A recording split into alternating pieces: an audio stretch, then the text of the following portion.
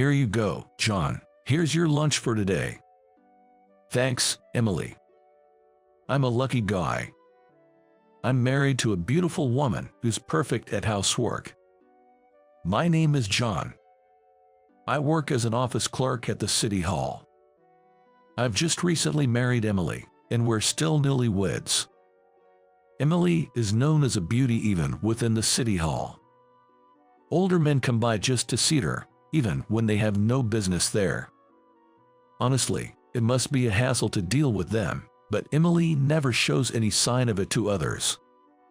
Maybe it's her kind nature that attracted me to her. At our wedding, my colleagues were envious of me for marrying Emily. Even after marriage, Emily's cooking is excellent, and her homemade lunches are perfect. They are both visually appealing and nutritious. Hey, John, did you know? Our neighbors call us the ideal couple. Seeing Emily smile like that makes my smile even wider. I'm truly happy. I get to savor this happiness until the day I die. Marriage is wonderful. I always feel like shouting that out. It's almost a year since we got married. Emily and I have a great relationship, but we don't have any children yet. I'm not brave enough to have children yet. I wanted them, but Emily said that and seemed hesitant.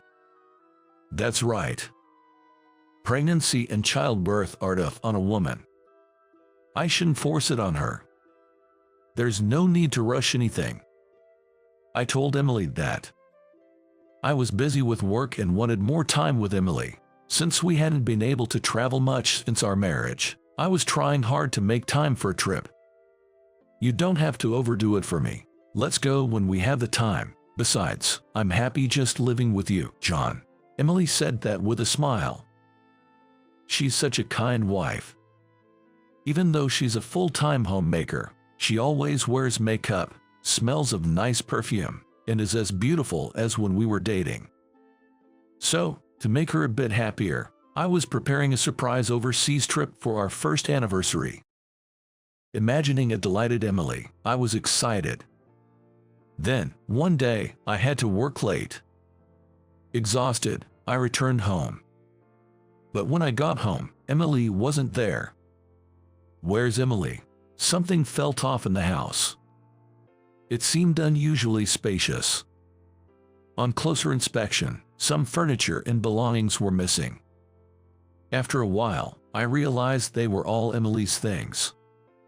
A bad feeling crept over me, and I saw 2 pieces of paper on the table. It was a letter for me.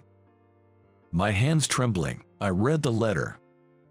It was simply written like this. I've fallen in love with someone else, so I want a divorce. I couldn't understand what was happening. We hadn't fought recently, so I was confused. In a panic, I tried to contact Emily, but as expected, no response.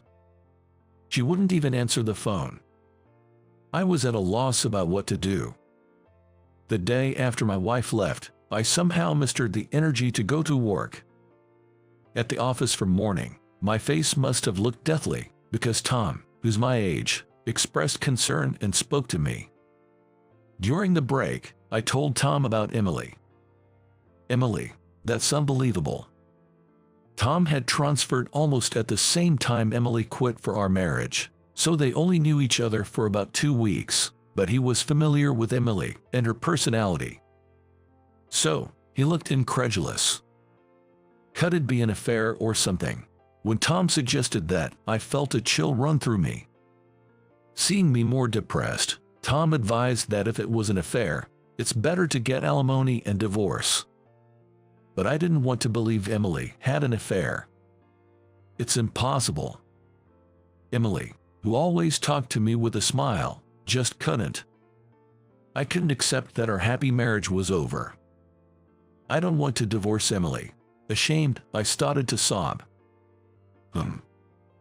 After thinking, Tom said to me, "Let's go for a drink today, at least. I'll listen to your complaints." He invited me to a bar. At an all-you-can-drink place near our workplace's station, I drank like I was drowning. Tom and I get along well. We visit each other's houses, and I've had some interaction with Tom's family. Especially with Tom's sister, Lisa. We often go out for drinks, the three of us. I always admired how close they are as siblings. Lisa joined us today, and the three of us were drinking. Normally, I'd be enjoying myself, but not today. Stop it already. When Tom told me to stop, I slumped over the table, face down. Emily, Emily. Longing for her, I muttered like talking in my sleep. John, are you okay? I heard Lisa's concerned voice, but I was too drunk to respond properly. Lisa, you have an early day tomorrow, right? I'll stick with him for today, so you go on home. After Tom said that, Lisa reluctantly got up from her seat. John, don't drink too much. Saying that, Lisa patted my shoulder and left the bar. Tom let out a sigh. Look, John, I get you're upset, but first we need to figure this out. It's strange she suddenly found someone she likes, and Emily wasn't even working. So where did she meet this guy? I have no idea. Anyway, drowning your sorrows in booze isn't going to help. I know a private investigator. I'll ask him to look into it. I lifted my alcohol-swollen face. Why would you go to all that trouble for me? Because we're friends. Besides, we're already short on guys at the office. If you quit because of a breakdown, who am I going to go drinking with after work? Tom said, laughing. I don't remember much after that. When I woke up, I was at home in my bed. After that, I fell. Whether it was the shock or the excessive alcohol, I was hit with a high fever. Take it easy and rest up. I'll cover for you at work. Tom said over the phone. I took his advice and rested in bed, but with nothing to do, I couldn't stop thinking about Emily. It was agonizing. A few days later, Tom called, telling me to come over to his place. We need to talk about the results. At first, I couldn't remember what he was talking about. It's about the investigator's findings. Then I remembered. You really went through with it. Yeah, so I need you to come over. Tom's voice was lower than usual, making me anxious. With heavy steps, I entered Tom's apartment. There, the private investigator Tom had hired was waiting. He turned out to be a junior from Tom's middle school. As for the investigation results, the investigator slowly took out some photos. To get straight to the point, your wife had been seeing another man even before you got married. I was shocked. Before our marriage, you mean Emily was two-timing me? The revelation shook me to my core, sending me into a mild panic. But in the photos the investigator handed me, there was Emily, happily arm in arm with a tall, unfamiliar man. I was staggered by the hopeless situation. Calm down, John, Tom said, supporting my wobbly body, but I was beyond calming. Could you explain, please? Tom asked, and the investigator nodded slowly. According to him, Emily and this man had been dating since their student days. Moreover, the guy was an aspiring actor, recently gaining some fame on YouTube. Perhaps due to his rising fame, he landed a significant role as the boss of the protagonist in a minor action movie. In other words, Emily was having an affair with an aspiring actor who was gradually making his way to stardom. So, Emily was cheating on me, or rather, she had been two-timing me all along. The investigator's astonishing revelations continued. Emily was supposed to be a full-time homemaker, but it turned out she was engaging in sugar baby activities during the day. So what about the housework? I wondered, but it seems she couldn't do any housework herself and had hired a maid service. Are you okay? Tom asked me that. I'm okay. Private investigators are amazing. They uncover everything in just a few days.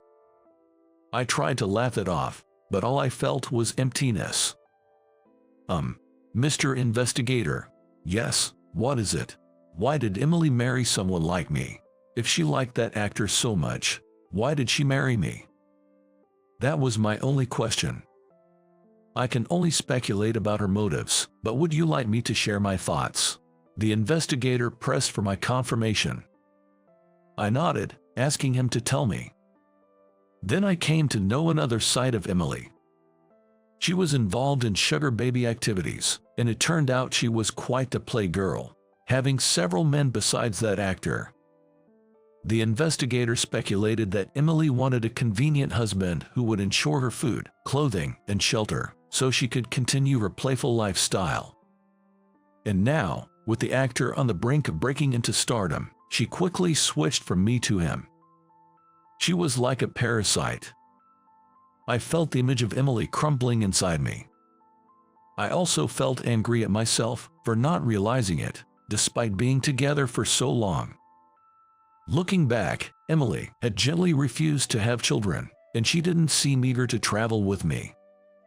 Her always being made up makes sense now, if she was meeting other men or doing sugar baby activities. How could this be? I loved Emily so much. Tom suddenly stood up. What a wicked woman. She must not be forgiven. Hey, let's sue her, Tom proposed angrily. The investigator mentioned that it's common to follow up an infidelity investigation with legal action and offered to connect me with a lawyer. Let's get alimony from her and bring her to ruins, right, John? Tom patted my shoulder. But Sorry, let me think about it. The meeting ended, and I went home. After that, I kept recalling memories of Emily and cried alone in bed. The next day was Sunday, so I could rest at home, but I dreaded going to work the next day. I even started hating the idea of living. Looking at the overseas trip tickets I was supposed to surprise her with made me even sadder. Emily, as I muttered her name with lingering attachment, the phone rang. It was Tom. Hey, you alive? Tom laughed cheerfully when I answered. I wish I were dead. I laughed through my nose and said it jokingly. Don't die over a woman like that. I know, but I could only respond weakly. Despite everything you've done for her, Emily choosing that actor over you shows she's a fool, Tom said with a helpless chuckle. His words released something inside me. I vented all my feelings about Emily to Tom. I was furious to know she had cheated on me. My blood was boiling. But I was happy to be married to Emily. It was because of Emily that I could work so hard. Emily's cooking was delicious. I wanted children with Emily. I wanted her to be with me forever. Tom silently listened as I cried and shouted out my feelings. After I had poured out my heart, Tom said to me, "You are truly kind." Kind, I'm just a fool. That's not true. I self-deprecated, but Tom reassured me. Do you remember when I first got assigned to our current workplace, you stayed up late helping me, a newbie who didn't know anything, with training? I remember, but that was a huge help for me. Do you know why I transferred from my previous department? Then, Tom opened up about his struggles in his previous department, including being harassed by a superior. I never imagined that the always cheerful Tom had gone through such things in his previous department. That's why I was really scared when I came here. I was afraid of being yelled at again, but everyone here was so kind, and because I met you, I managed to make it this far. Tom said this with a shy smile. So, when I heard you were getting married, I was happy for you. I wanted to support you. That's why I can forgive Emily for hurting you, a kind person. So, Tom continued, if it means you'll get crushed by her worries, let's make Emily face the consequences. You have the right to do that. I'll help you. Hearing all this, I finally found the courage to let go of my lingering feelings for Emily. Thank you, Tom. Emily, I loved you, but I need to settle this. Then I decided to take alimony and pursue a divorce. Of course, I also sued her lover for alimony. Once I made that decision, my feelings for Emily completely vanished, and I even started to feel angry, wanting to thoroughly go through with the lawsuit. So, I even contacted the talent agency. The agency, concerned about their image, suspended the lover and put his activities on indefinite hold. Naturally, he lost his big role.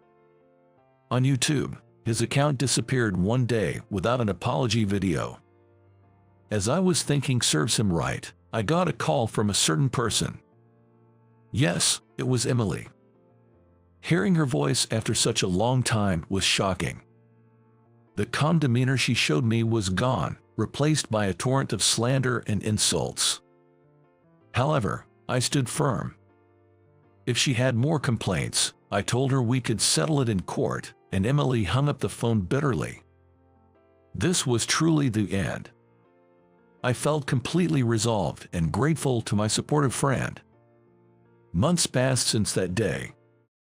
I was drinking with Tom and his sister, Lisa, at the same bar.